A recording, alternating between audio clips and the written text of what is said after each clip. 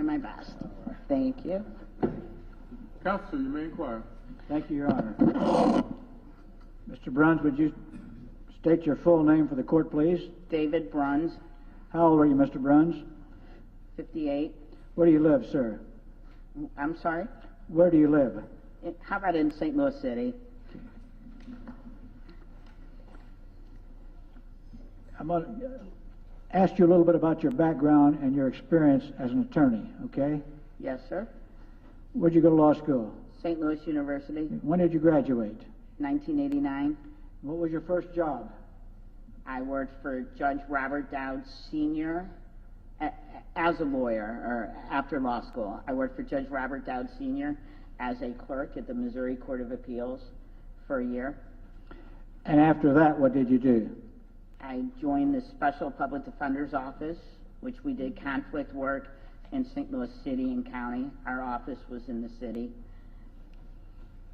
And how long did you spend as a special public defender? Approximately 8 years. And what years were those, if you can tell us? It was like approximately 1990 to 1998. So during that year, I think this Lamar Johnson incident that we're litigating today, the trial occurred in 95. Do you remember that? Yes, sir. So you were a public defender? Yes, sir. I was in the conflicts office at that point. And were you appointed to defend Lamar Johnson in the charge against him? Yes, sir. And then go on, after you served as a special public defender, what did you do? I went to the death penalty unit of the public defender's office. How long did you serve in that position? 3 years. After that, what did you do? I've been in private practice in my own firm ever since. How long have you been in private practice, sir? Since 2001, so about 21 years, 22 years. And what is your law practice? I do 99% criminal. Criminal defense work? Yes, sir. Okay. Let's talk about the Lamar Johnson case. You were appointed to defend him, right? That is correct, or assigned in our office, how it worked. Okay.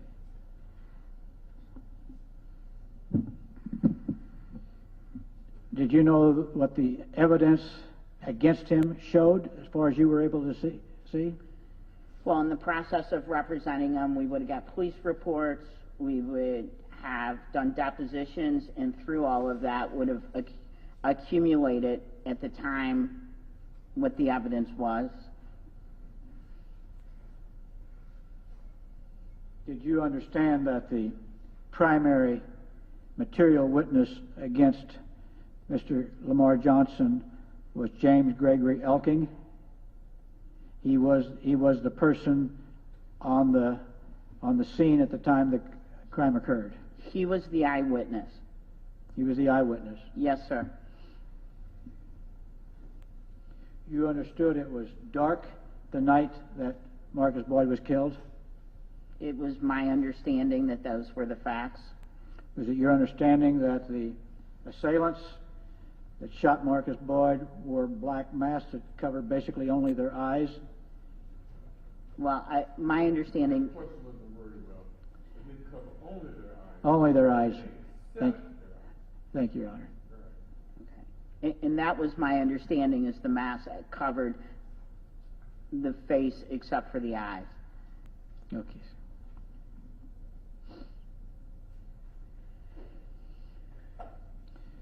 While you had requested some discovery, I guess, from the prosecutor, right? Yes, it would have been an office policy at the time that there would have been a request for discovery filed, probably at arraignment. Did you get any discovery, do you recall? I know I got discovery. I can't say that I have a specific recollection of like exactly what we got at that time, but we would have gotten discovery over time. Did you learn that there was another individual charged for the murder of Marcus Boyd? Yes, I knew that. Philip Campbell. Yes, sir. You didn't represent him at any time, did you? I did not. Mr. Robert Lunt did. At any time prior to the conviction of Mr. Lamar Johnson, did anyone disclose or provide to you information that the Circuit Attorney's Office was paying Mr. Greg Elking? No. Did you learn anything about the fact that he was in a witness protection program? So, no, not specifically. I'm going to be, at the time, I don't think there was a real witness protection program. That's, at least, that's what you knew in connection with your experience as a public defender. Yes, sir. So no one told you that they were paying the rent, utilities, moving expenses, and other such expenses for Greg Elking? No, sir.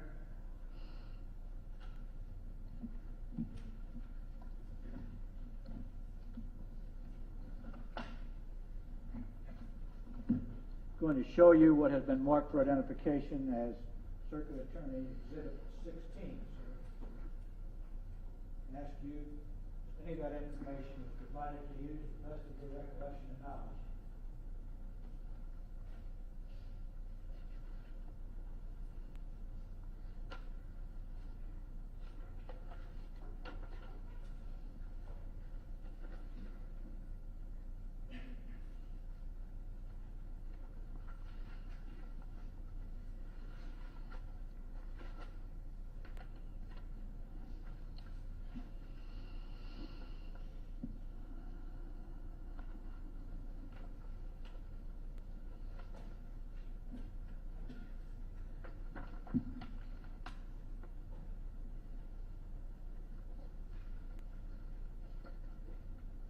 I would have received no information about payments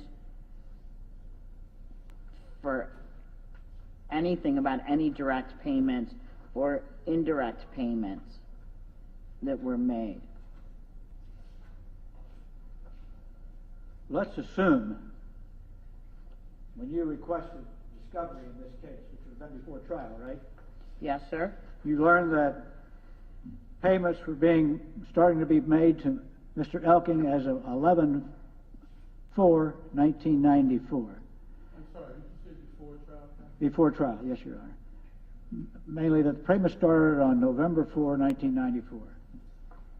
Let's assume you learned that more than $4,000 worth of payments and expenses were paid to Mr. Elking or to his wife or paid his bills. Would that have been valuable to you as a defense attorney in the cross-examination of Mr. Elking? Yes.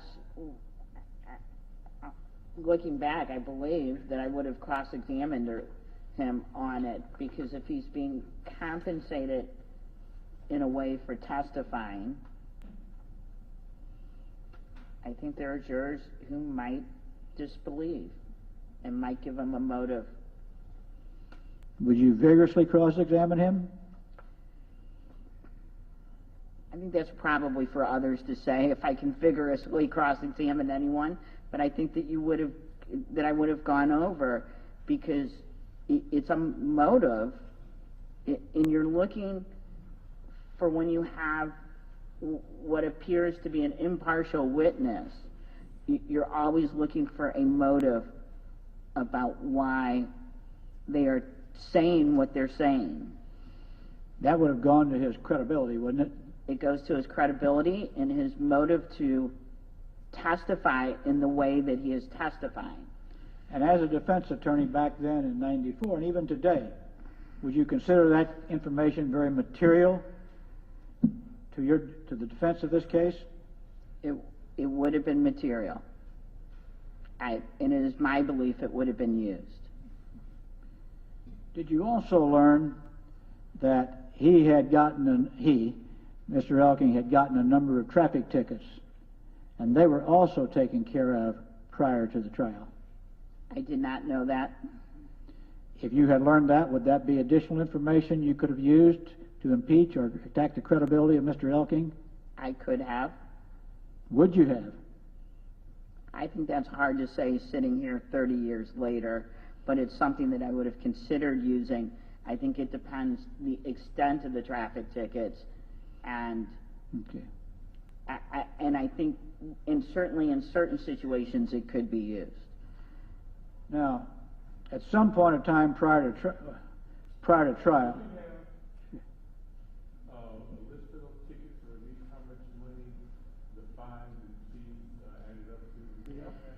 the only thing I discovered, Your Honor, was that note that had 3 tickets, Just three, okay. just the 3 that were not So across. at least know three, We at least know 3. and there was some concern that he might be arrested, is that right? He had a lot of tickets from what I understand, and he was concerned that the police who stopped him were going to take him down, arrest him and take him to city jail. And then he testified, he told him to call Detective Nickerson. And he did, and you heard Dwight Warren said, yeah, he learned about it and got involved with the city councilor's office, and whatever they did with the tickets, I don't know. Well, let me ask you this, Mr. Rogers. Yes, Judge. If you became aware in this case, that the witness Elking had tickets to at least a sufficient amount that he was concerned about being arrested, and further, that the prosecutor, who was the lead prosecutor on the other side of the case against you, had taken steps, whether successful or not, to eliminate those tickets, have them set aside for the witness. Is that something you would have questioned with this on in your cross-examination?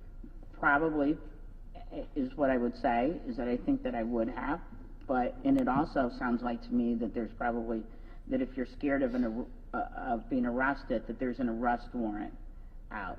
And that is also because to get rid of the arrest warrant, not only do you get rid of the ticket, you probably went and got the court to withdraw the warrant.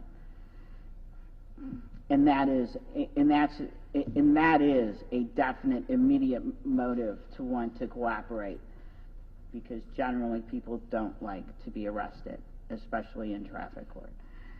I want to talk to you also about Mr. Mock. Did you learn that Mr. Mock was going to be a witness, Mr. William Mock? At some point, I did in the course of representing Mr. Johnson. And I gather you took his deposition in the case? I can't say that I have a specific memory, but I saw a copy of it today. So I do believe I did. Did you learn that Mr. Mock was a jailhouse informant, that he had been in jail cell, or jail, not cell, but the area with Philip Campbell and Lamar Johnson? I don't remember Philip Campbell or any of his involvement in that. It is my recollection that he stated that he was confined with Lamar Johnson, and that there was some discussion, and that he overheard a statement from Lamar Johnson. Do you remember that you learned that there was no Lamont in the cell area where Philip Campbell and Lamar Johnson were confined? It is my recollection that we did investigation, because in the discovery it mentioned that there was a Lamont, and that we could find no Lamont that was confined On those days? On those days with Lamar Johnson. In the deposition right before trial that you took of Mr. Mock, did you ask him whether or not he'd ever testified in a criminal proceeding before? After reading the deposition today, it is my recollection that I did. What did he tell you? He told me he had never been a witness in a criminal case.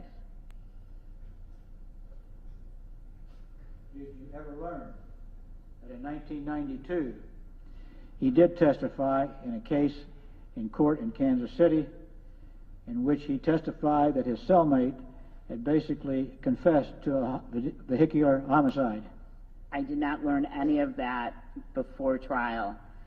The little knowledge that I have of that was told to me in the last 2 or 3 years.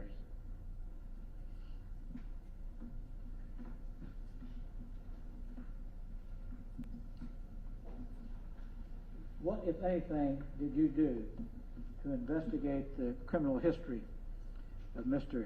Well, excuse me, before you go to that, I'm waiting to see what the next question would be. I need to ask then,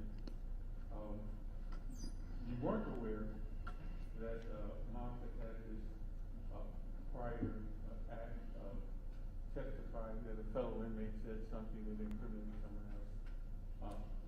Had you known, is that something you would have at least attempted to cross-examine? I believe so. It makes him someone who gets in trouble that then tries to get information or make up information or do whatever to get himself out of trouble. And so I certainly, either I would have cross-examined him on it, and I certainly would have investigated it, especially if you can find out that that original testimony is false in any way. But I think just the fact that he did it, I would have used it.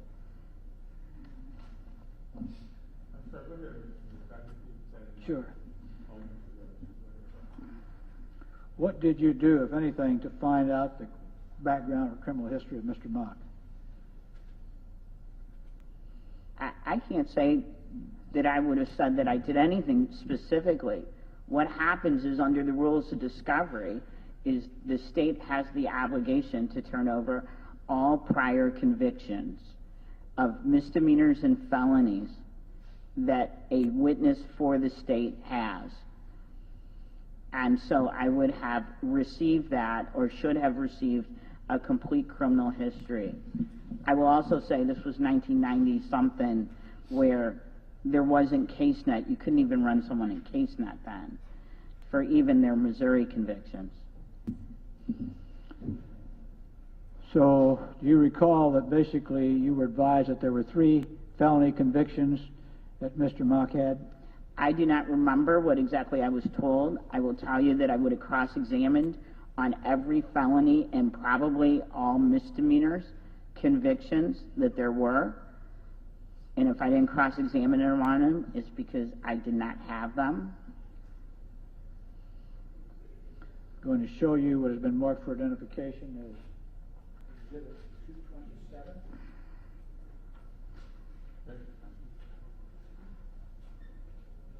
This is a summary number of convictions that Mr. Mock had prior to. Sure. Sorry.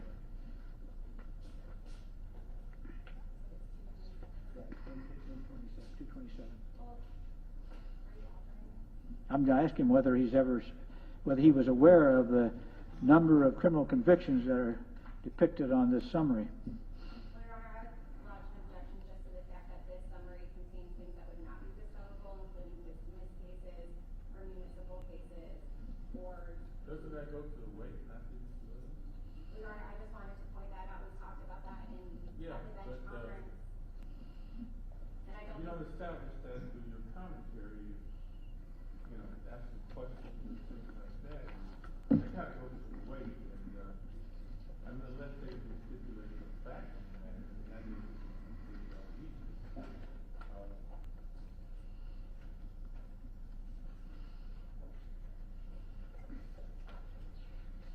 I mean, I don't really need a whole lot of paper for my conclusion that this individual has extensive criminal history. This is really more about what this particular witness did or did not know, or how it may or may not have affected his judgment or strategy in trial. So given the objection, I'm going to have to agree. I'm sorry, sir, if you could go back to the question. Sure. Were you aware of the extent of his criminal history? That's reflected here in this summary on Exhibit 227. So my understanding today is that I cross-examined on 3 felonies, and that is the information that I would have had access to at the time.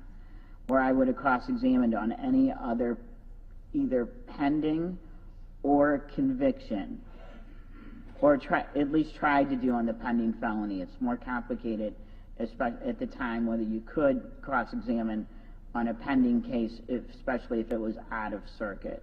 Sure. Were you aware at any time prior to not today, but at any time after the conviction of Mr. Lamar Johnson, that William Philip Mock was sending letters to Dwight Warren? I don't believe I was aware of letters that were sent. I'm going to show you Exhibits 158, 159, 160, 162, 163, 166, 168, 169. Whether or not you knew that these letters were being sent by Mr. Dwight Warren to not by Mr. Mock to Dwight Warren.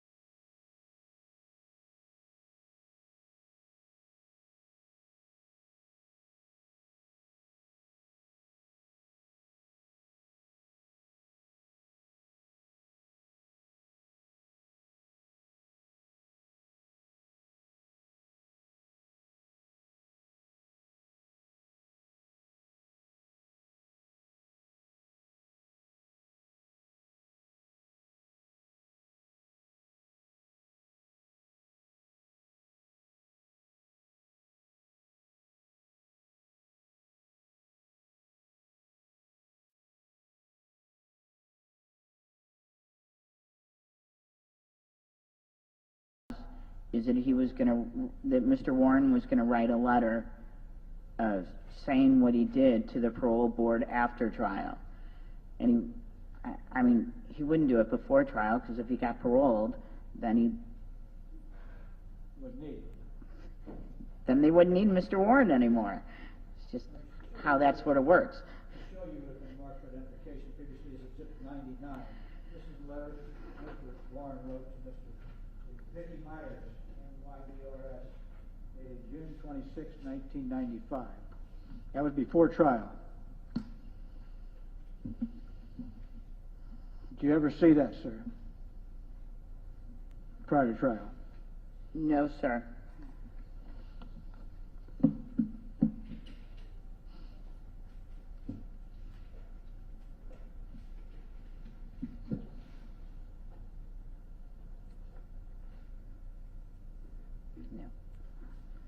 Basically, they had three witnesses at trial. Is that your recollection? A witness, Mr. Ralph Campbell, a detective, who apparently testified to a remark made by Lamar to him while he was waiting to view the lineup, or waiting to be in the lineup. Was that one of the pieces of evidence you recall? Wait, and I'm sorry, one of the people was Mr. Mock? Was that your question? No. Okay, One of the witnesses for the prosecution was a detective, Ralph Campbell. Who Yes. was? Yes. Okay, and the second was Mr. Mock, Yes? Both of those testified they overheard Mr. Lamar Johnson say something with respect to a white guy, right? Wait a second. So, I don't remember the substance of the statement that Detective Campbell testified to. I think he testified that Mr. Lamar Johnson remarked to him, "You should have never let the white guy live." Remember that? I do now. And there was nothing in writing on that, no recording, nothing, right? Just his testimony. My remembrance is it was written in a police report by Detective Campbell or whoever wrote that report that's what they overheard him say. Okay. And that at no time did they have any recordings or written statements or anything from Mr. Johnson. Okay. The next thing, they had a statement from Mr. Mock, who apparently overheard talking jail between Lamar, Mr. Campbell, and Lamont. That was the next thing, right? That was another piece of the evidence. And they had the eyewitness testimony from Mr. Elking. That is correct. And as I recall, his testimony was he was able to pick out Mr. Lamar Johnson because it had something to do with his eyes. I think he mentioned something about a lazy eye, but it was some sort of something about the eyes, is my remembrance. Okay, sir.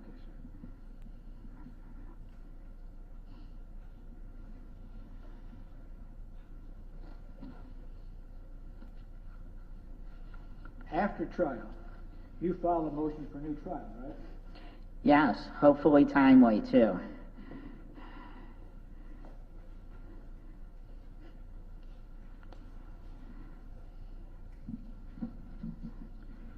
Apparently you had learned that Lamar had received some letters while in jail, city jail, before he was sent to prison or sentenced, from Mr. Phil Campbell, right?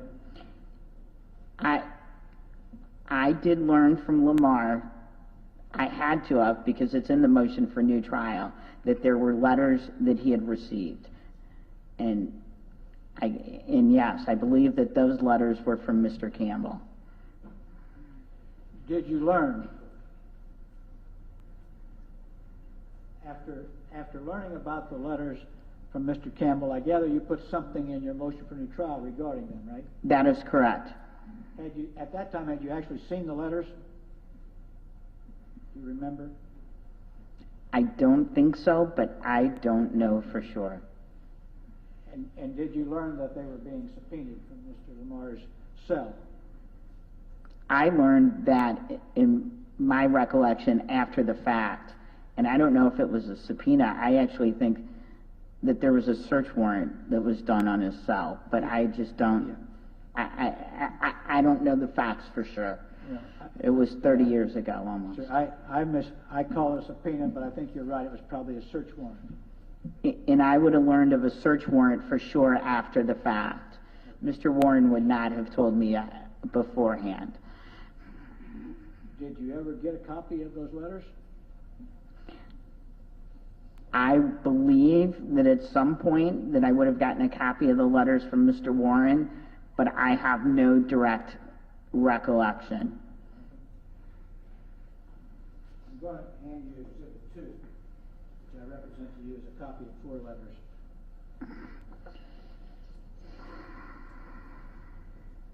Put the first one up.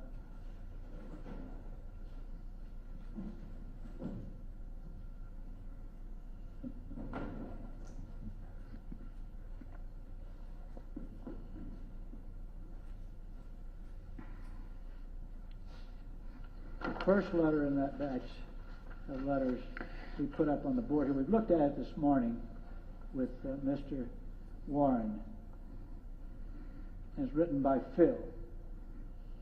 Do you recall reading those letters? If you recall, take a chance, take a number, look at them now. The first letter, I don't have a specific memory of. Do you remember how you used those in motion for new trial, if at all? After seeing my motion for new trial, it's my belief that I put a point in there on them, but I have no specific memory.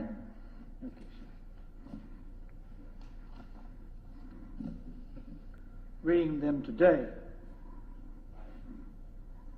as you have doing now, you believe that they are significant information regarding what happened and that Lamar Johnson was not involved in the murder?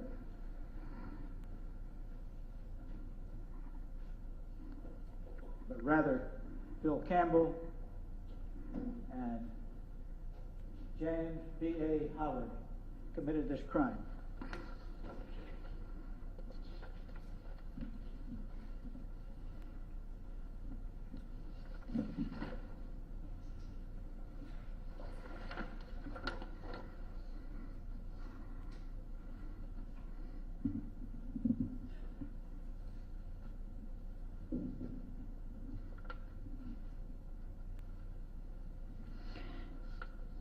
So I don't know that I would have known at the time who BA is, but when I saw that reference, but it is, I mean, they are what they are. There's someone who's saying that you didn't do it and that you got convicted for something that I did with someone else.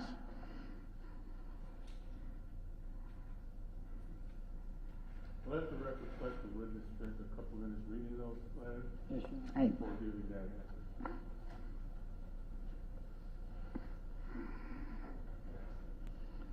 At any time before the trial of Lamar Johnson, were you informed that the St. Louis Circuit Attorney's Office, that Mr. Mock, William Mock, was seeking a reduction in sentence from Judge Donald Mason in his own criminal case? Donald Mason, not David Mason. No. Were you aware that Mr. Mock was seeking a pardon from Governor Carnahan? No.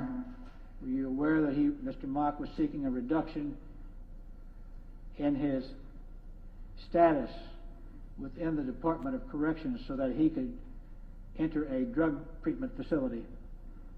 The correct word is security status. Sorry. Thank you, Your Honor. Okay, you can react. I don't have your experience up there. I don't remember any of that information. I don't believe I ever received it. It is my belief I didn't cross-examine him on it. And if I would have had it, I think I would have used it because I was looking for anything to go after Mr. Mock. I understand.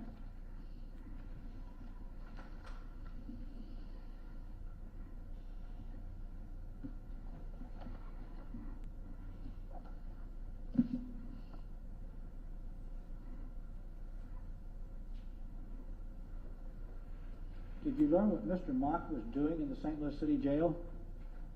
What was he here for, do you remember? No idea.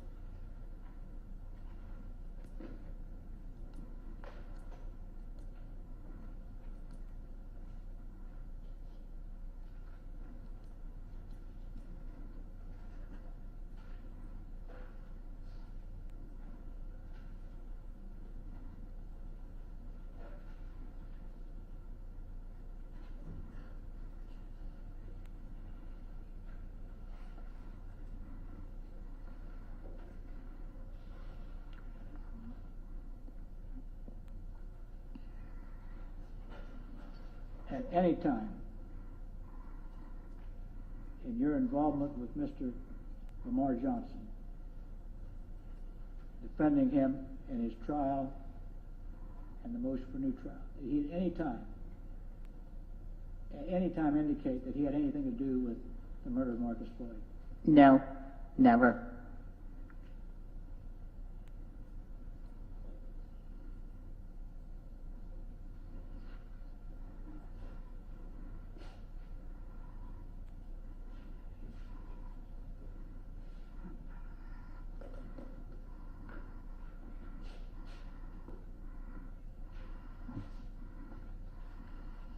I'm going to hand you next what has been marked for identification as Exhibit 175.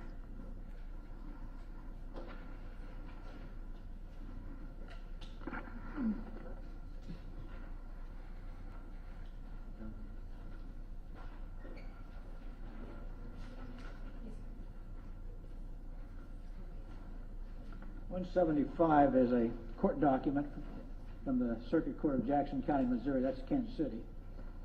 It was a guilty plea by William Mock. And it says, on plea of guilty, defendant is sentenced to 6 months Jackson County jail, execution of sentence suspended, probation 1 year, and so forth. Did you ever see a copy of that, sir? It is my belief I've never seen that before, and I can guarantee you that if I would have had that at trial, this is a document I would have used. Not only... Go ahead. Oh, you done with your answer? I think to the question. They can ask the next question or not. Do you remember in the deposition that you took of William Mock, shortly before trial, within a week or two before trial, you asked him whether he had ever testified before in a criminal case? Yes, sir. What did he say? He said, no, I saw the deposition today. It's the only way that I would ever remember it. Although I swore to God that I asked him that question. It's just something I would have asked at the time. That wasn't true. We now know, right? It doesn't appear to be from this docket entry or this exhibit, but I don't know if he testified or not or how all that worked out, but any of this information I would have used, and plus with the deposition answer, it seems to be inconsistent. Do you remember ever asking him whether you had any mental health issues? It is my belief that I asked him at some point. I can't say that I remember specifically whether that was in cross or in the deposition. And do you remember him saying no, he didn't have any mental issues? That is my recollection.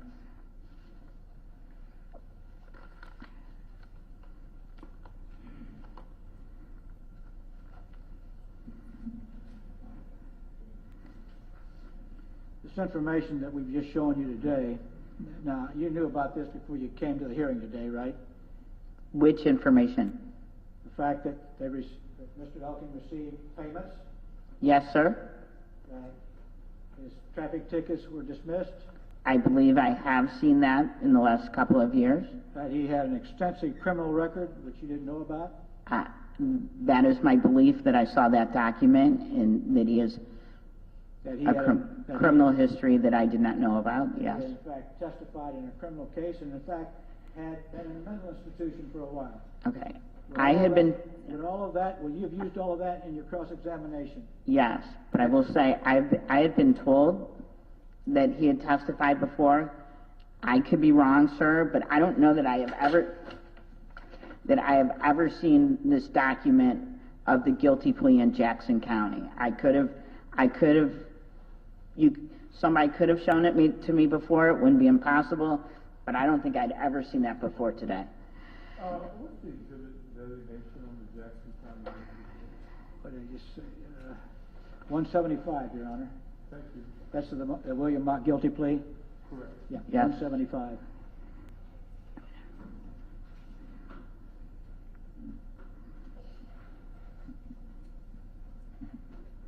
Going to hand you next. You prepared an affidavit last year or so in connection with the motion or in connection with an effort to have the conviction of Lamar Johnson overturned, right?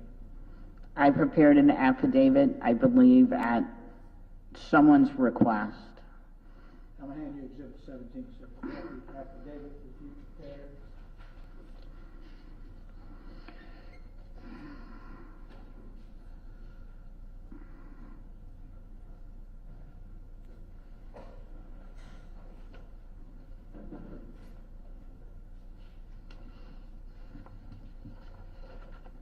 Yes, sir?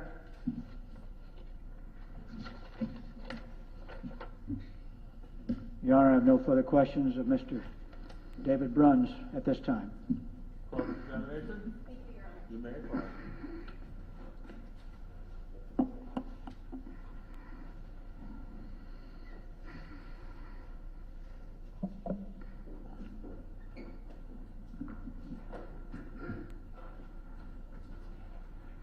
You can take that down if you wish. Yeah.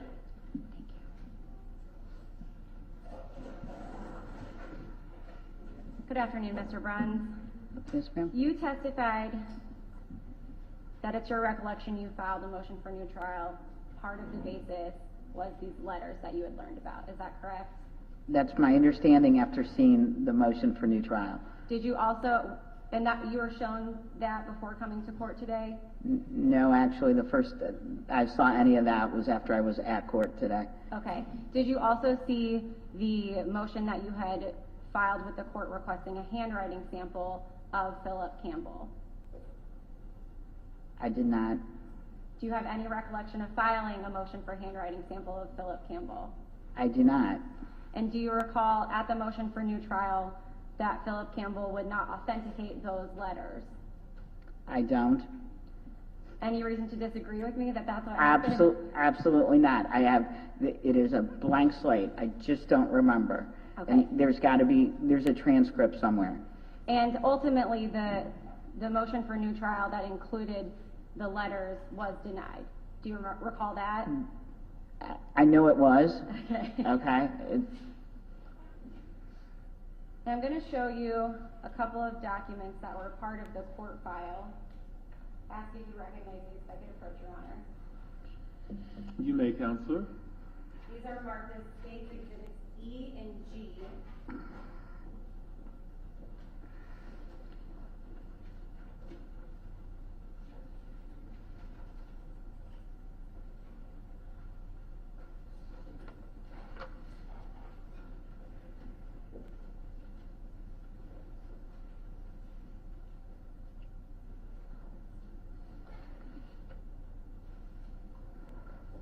Are you going to ask me about the contents of G? Yes. Do you recognize them? I'm going to read it then, but yeah, Sure. and all that. I'm sorry, I don't remember this at all.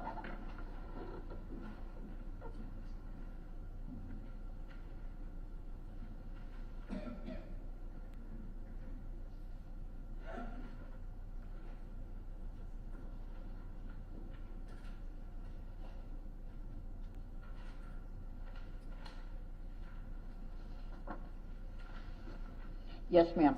Okay. I've read them. I'm sorry. And do you recognize those documents as filings that you made in the criminal case? So, We'll start with document labeled G, if you would. Let me ask a question before you delve into that. Sure, Your Because I Honor. want to get what's on my mind. In your motion for new trial, there was a discussion between you and counsel that these letters were part of your motion. When they were part of your motion, did you argue them to the court as newly discovered evidence or evidence that had been hidden from you in violation of Brady? I have no reason to believe that I ever would have argued that any of the letters were hidden. It is, and I could be wrong, I don't remember the letters specifically, but aren't they post-verdict letters? Your Honor, I think I can clarify. If the answer is yes, just say yes. Well, I believe that they were alleged to be newly discovered evidence, but in the motion for new trial, since they weren't dated, I believe Judge Shaw said he didn't know if they were newly discovered. Right, that makes sense. All right, thank you. May I continue, Your Honor? You may. Thank you. So, can I say, okay, Exhibit G, Yes. That would not have been filed by me. Okay. Well, who would that have been filed by? Hold on, can I see this exhibit that he says would not have been filed by him? Should be in your book. provided You to said the G? G. In this big old book you gave me? I can You have an extra copy of G? I've warned you about this thing. That's okay, Jeff. Let me see if I have an extra copy. What is it? It's in your book. That's not what I think.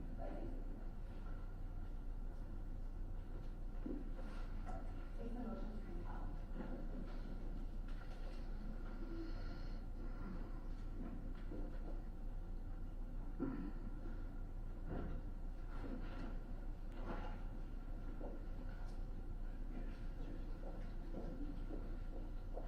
This one is not marked, but it is a copy. But it is correct. Yes. And what was the exhibit number that would normally be on here? It's letter G in the book. It's exhibit G. Yes. Thank you. Sorry, but I just need to be able to look at this. Give me just a second. Sure. Nancy.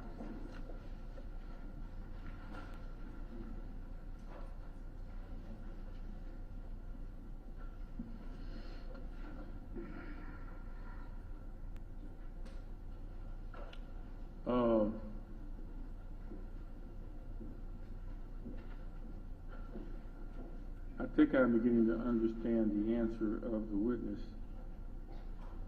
It was not, to this day, it may not be unusual for, once a offender gets a hold of a typewriter while they're in prison, to generate filings alleged to have been filed by their attorney.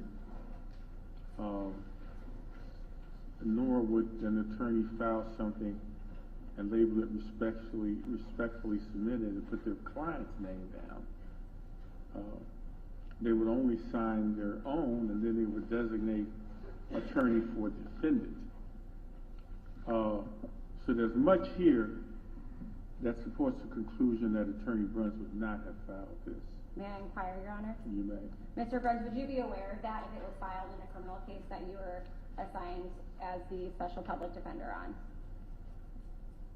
Yes, out of our office, there would be virtually no filings that were filed except by the lawyer of on record at the time, except for possibly an entry or a motion for discovery.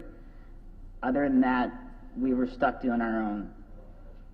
So sitting here today, looking at that document, you have no recollection of ever becoming aware of a motion to compel being filed in Mr. Lamar Johnson's case? This was not filed by me. Okay. And this was not, I'm certain by looking at it, it was not filed by a lawyer in our office. And it's file stamped, so it would have been part of the court file, is that correct? Yes, I mean. Okay. And if it was part of the... Keep in mind that at that time we kept paper files. Sure. So, yeah, file stamped, I can see that.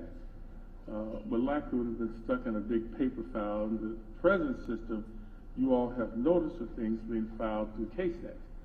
At that time, unless you were a lawyer who diligently checked the hard file every day, there could be stuff sitting in that file that you did not know was there. So be aware of the historical context of this document. Understood. And by this document, I mean Exhibit G. And Your Honor, I would offer to move Exhibit G into evidence as it is part of the court file. Accepted? Thank you, Your Honor. And we'll move on to, I believe I handed you Exhibit E, and Your Honor, that's in your book, but let me see if I have a copy for you. Or I can share with the judge. Do you have enough?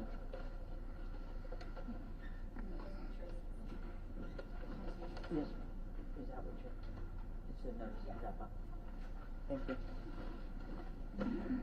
All right, in State's Exhibit E, are you familiar after reviewing it with that document? Yes. And what is that? It's a notice of deposition, and I can tell you I filed it. Okay, so that you recognize as you filing that in the case? Yes, ma'am. All right, Your Honor, I'd move to admit Exhibit E. Admit it. So, Mr. Bruns, whenever you were defending the criminal prosecution of Lamar Johnson, you received discovery prior to trial and depositions. Is that fair? At least in the form of police reports. And I'm sorry, we got discovery before depositions? And trial. You would have received the police report. I would have received, right, the police reports and whatever. There'd be a lot of reports. Police reports, lab reports. If there were lab reports. If there were. I mean, anything that is generated, we at least ostensibly would receive them. Okay. And so you would have reviewed those reports prior to deposing any witnesses in the case. Is that fair? Yes. And so whenever you took the deposition that you noticed up there in Exhibit E of secret witness and wife, you would have had read the police reports prior to that deposition. Yes. And you would have known that in the police reports, secret witness was never identified. Is that fair? I can assume that now. I have no specific recollection how all that was done, but it makes sense that I would have only known as a secret witness. Okay. And in fact, you noticed the deposition up as secret witness and wife. Yes. And so you were aware that the identity at least was being concealed. Yes. Would you have any reason to disagree with me that the witness's name was redacted from the police reports over 100 times? I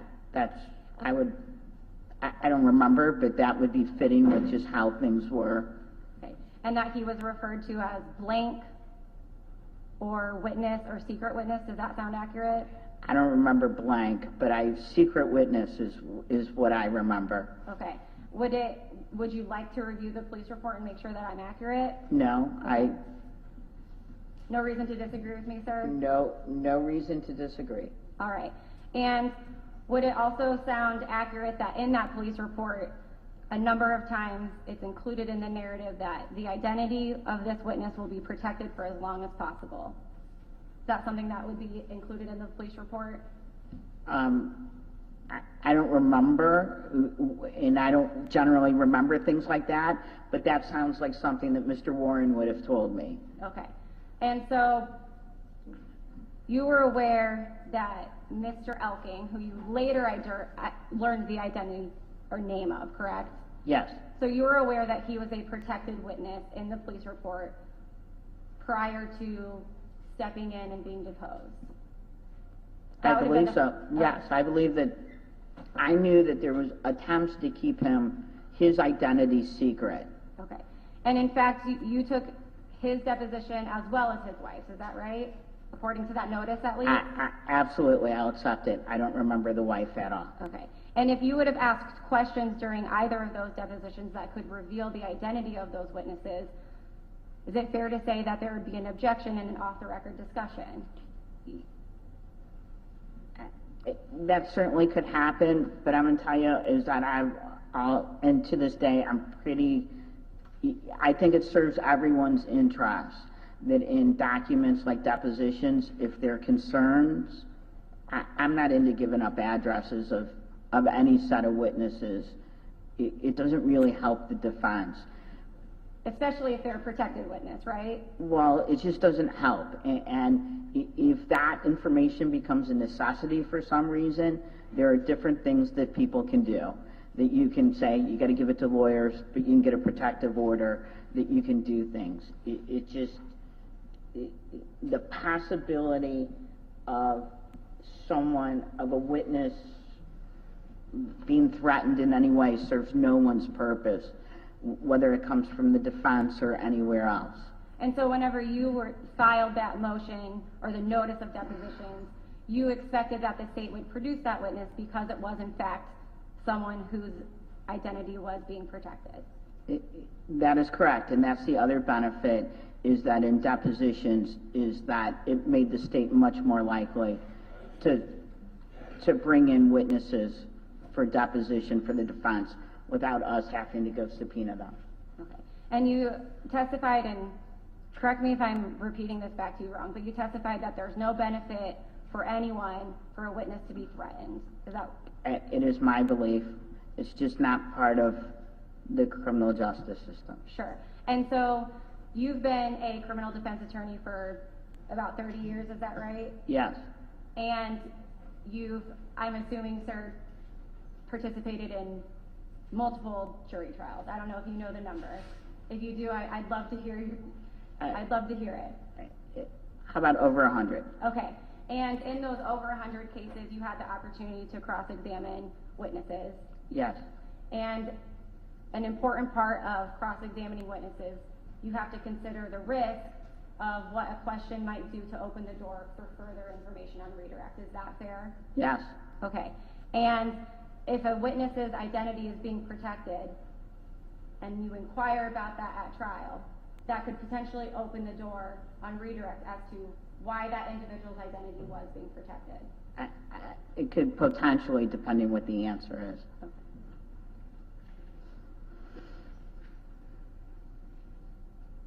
In this case,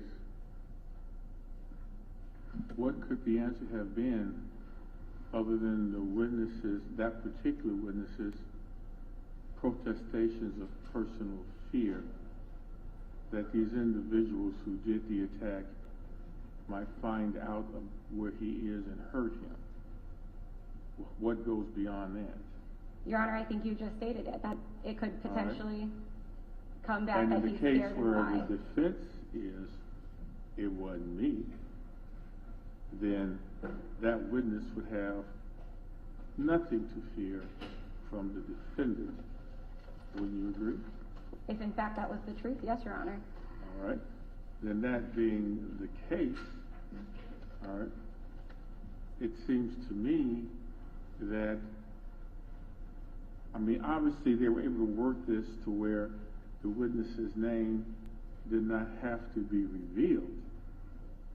But I'm not sure if it's a high risk, low reward in cross-examination in this trial in the way you're suggesting to the court it could be.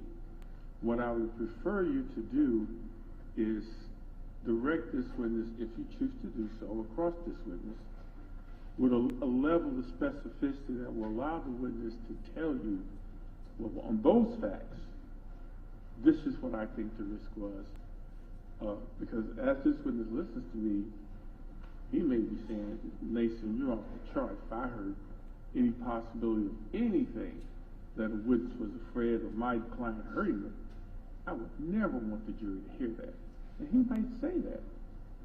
I just need to know what he's going to say, because I'm not sure I want to deal with this fact in terms of what I would do. Sure, I can inquire, Judge. So in this case, Mr. Brunson, I know that you testified that your memory of the facts are a little foggy. It's been a long time. So in this particular case, we can agree that the witness's identity was being protected. Yes. And in the police reports that you would have reviewed, it indicates that at some point, this individual viewed an in-person lineup, did not identify anyone, and then said he could identify the person but was scared. That's all in the police report. Does that sound familiar? That sounds familiar. And then at some point, he had been informed that this was an individual who was suspected of other serious felonies. I believe the police reports indicate other homicides. Does that sound familiar? Did the police report tell the secret witness these facts? Or they were just, I believe was it's it in the police report? I believe it's just in the police report. So we don't know if the witness, which we now know, of course, is not Edling, but where's my brain here? Elking. Correct. We don't know if he was told this, because what I got from his testimony, he knew of these two people having no idea who they were, no idea if they have any access to, if they even knew him in any way, but just wanted to get out of the area to avoid even the risk that he might be hunted, that people might be looking around for him, as opposed to a witness who says, man, they know exactly who I am. They know where I live. They know who my relatives are, et cetera, et cetera. That's a very different type of witness. Sure.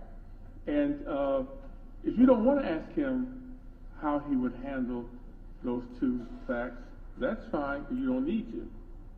But I'm letting you know me, I'm letting you know what's on my mind ask this case unwind so I can get some good post-trial briefing. I So there you appreciate go. that, Judge, and I want to make sure that I'm not giving false information to the court from my memory of Mr. Elking's testimony, so if you'll just give me 1 second. Sure. Double check me. You need water or anything? No, I'm gonna pick up all the exhibits that gone to. Oh, okay.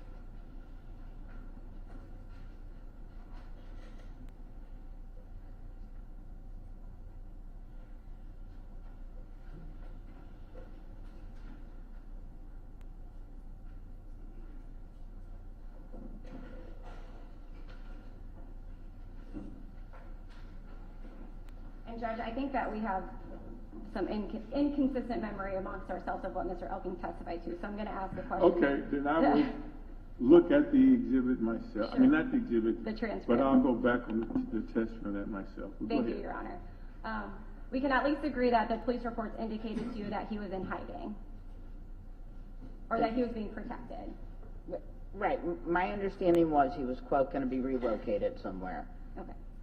And you didn't ever ask him questions about that relocation, to your memory? No, and so I would not have in the deposition, it's just not, I'm not gonna try to find out, because it seems like, oh, you're trying to find out where he's at.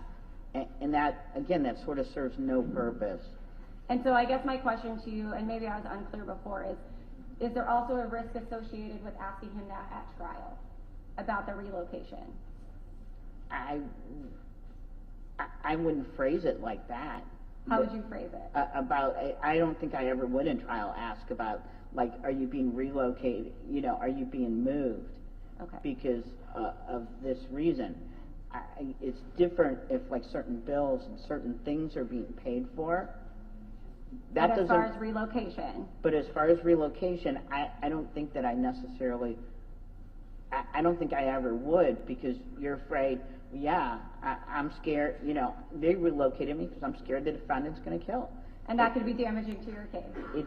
It is not one of the easier things to hear. Okay. I don't think I have anything further, Your Honor.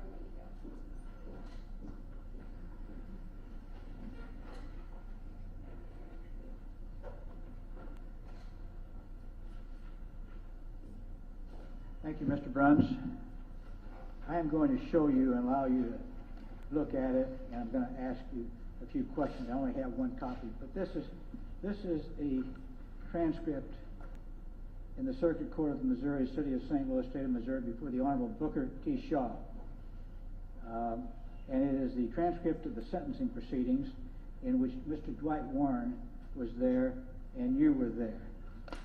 And it's dated September 29, 1995. And I want you to start on page 8. And I've highlighted the area that I want you to look at. And I want you to give that back to me. You can keep it because my assistants have given me another copy. Your Honor, that's in our book of states exhibit B.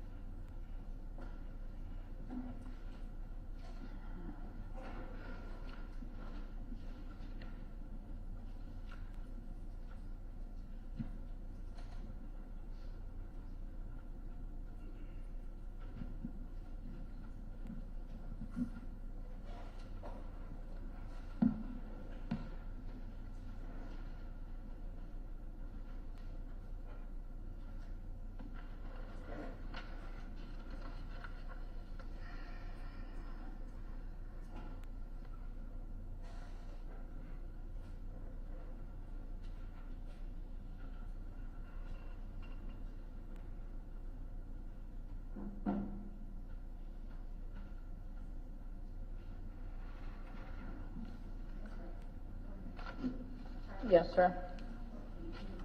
Yeah, we paid you. What page? Pages 8 through 10, right? Yes, sir.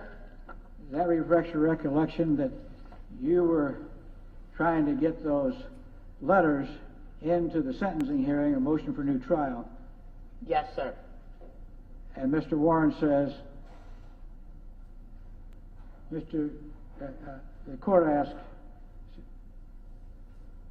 is Mr. Nakarato represents Mr. Campbell? Mr. Warren says yes, and he has emphatically said that he will not testify, that he will advise him, but that his client will not testify.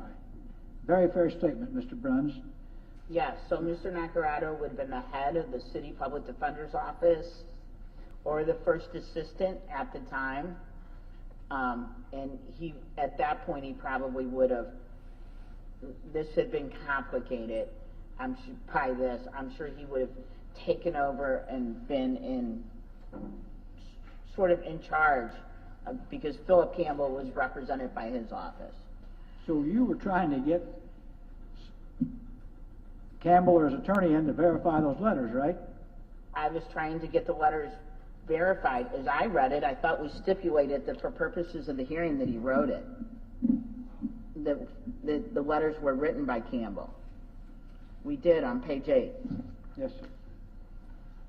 And so I would have tried to get them to stipulate it to it. Then I would have tried to get Mr. Campbell to come in and actually to try to make any sort of record that there is. Showing you Exhibit 91. It shows that you, in fact, have filed a motion to verify the handwriting sample, right? This was a motion for an evidentiary hearing Okay, and then I'm going to hand you that. on newly discovered evidence. And then I'm going to send you to give you Exhibit 62 next. Is that a motion you filed? Yes, sir. So you want an evidentiary hearing on these, the letters that we've seen from Mr. Philip Campbell. You were trying to get a handwriting sample from Mr. Campbell, and you were trying to get those things introduced in the sentencing as well as a motion for a new trial, right? Yes, well here, at this I clearly went at it from two aspects. One, at the motion for new trial, wanting to have a hearing, and also there is a different set of law, or so I think, about newly discovered evidence. And that you have to bring, I know, at the earliest possible moment. Right. So we would have asked for that hearing. I would say at this point also, I'm sure my boss was involved. I don't mean this, but I wouldn't have come up with all of this. So the judge on page 10, after all of that argument,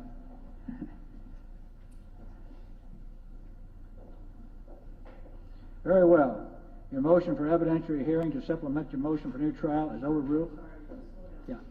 Very well. Your motion for evidentiary hearing to supplement your motion for new trial is overruled and denied. Also, together with the motion for new trial, right? So those letters were never gotten into any kind of evidentiary hearing, right? They were not. That at the motion for new trial stage. Yeah. So let me, that I was part of. You may or not remember this, but you filed a motion for new trial around August 4, 1995. And there was also a motion for evidentiary hearing regarding the letters filed the same day on August 4, 1995. You remember that you filed both an evidentiary hearing motion and a motion for new trial the same day? No. I didn't remember any of this until I read these documents. Okay. I'm sorry. That's it. And we just looked at the motion you filed for a handwriting sample, right? Yes, sir. And then do you know that subsequent to all of this, subsequent to this transcript and everything else that we just looked at, then they searched Mr. Lamar Johnson's